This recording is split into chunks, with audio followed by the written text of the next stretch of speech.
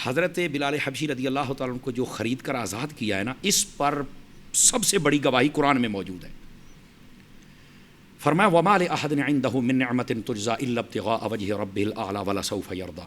یہ جو آیت ہے تو یہ اس کا شان نزول یہ ہے، جب آپ نے بڑے مہنگے داموں خریدا نا، اور کتنے میں خریدا جو آپ نے کہا ہے، بعض علماء فرماتے ہیں کہ 5 اوقیہ چاندی تھی، بعض کہتے 7 اوقیہ چاندی تھی، اور ساتھ میں سونے کے کچھ ڈھیلے تھے، اور بعضوں نے یہ کہا کہ ایک سیاہ فام غلام تھا، بڑا ماہر تھا کسی فن میں، وہ دے کر ان کو لیا، چونکہ اس کا وہی امیہ والا نظریہ تھا، عقیدہ تھا، تو فرمایا تو اپنے عقیدے والا بندہ لے لے، ہمیں اپنے عقیدے والا دے دے.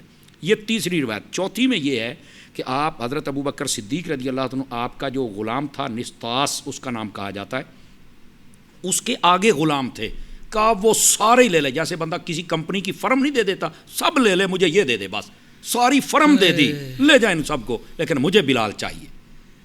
آپ نے اتنے مہنگے داموں جب خریدا نا اور بڑا شہرہ ہوا تو سب نے کہا لگتا ہے اس بلال نے نا کوئی صدیق اکبر کر احسان کیا ہوا تھا، تو یہ چونکہ سردار ہے ابو بکر صدیق، تو اس نے برداشت نہیں کیا کہ ان کا احسان میرے اوپر رہے اور میری نظریں جب یہ سامنے جھکی رہیں، تو یہ وہ بدلہ چکانے کے لیے انہوں نے ان کو آزاد کر دیا.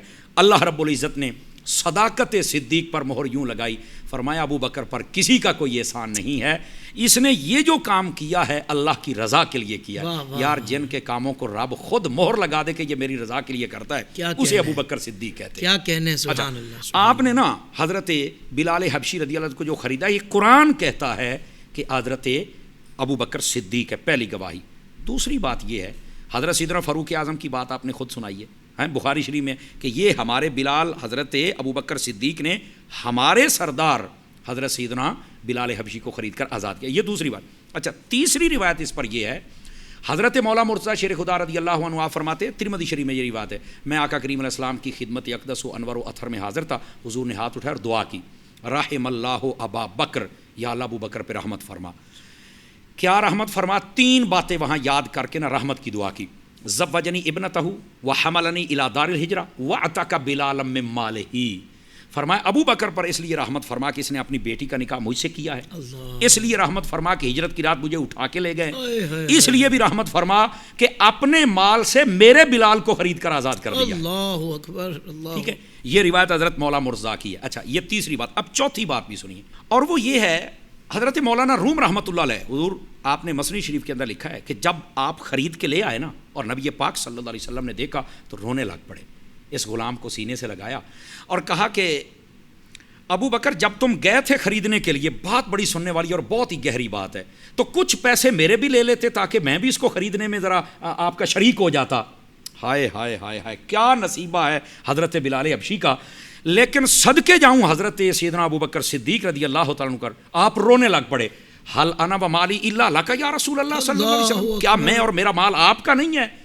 اور اگلی بات جو کہی نا، یہ ہے وہ جس کو فاضل بریلوی نے بیان کیا. جب میں نے یہ بات پڑھی تو تب مجھے حضرت شاہ صاحب سمجھ آئی، اور وہ یہ تھی، آپ نے کہا حضور آپ کہتے ہیں کہ کچھ پیسے لے کے مجھے شریک بنا لے، ہم آپ کو شریک نہیں سمجھتے، چونکہ شریک پارٹنر ہوتا ہے، وہ آدھے کا مالک ہوتا ہے، ہم آپ کو حبیب سمجھتے ہیں، حبیب کل کا مالک ہوتا ہے. کیا کہنے، حبیب، یہ مولانا روم رحمۃ اللہ علیہ نے، میں تو مالک ہی کہوں گا کہ ہو مالک کے حبیب، یعنی محبوب و محب میں نہیں میرا تیرا. آپ نے جب آزاد کیا نا، فرمایا میں تجھے اللہ کے لیے آزاد کرتا ہوں.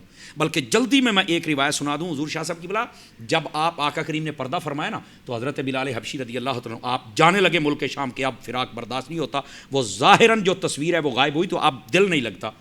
تو حضرت ابو بکر صدیق بھی رونے لگ پڑے، کہنے لگے تو میرے یار کی نشانی ہے، یہ عام بندہ نہیں سمجھ سکتا اس بات. بلال تو نہ جا.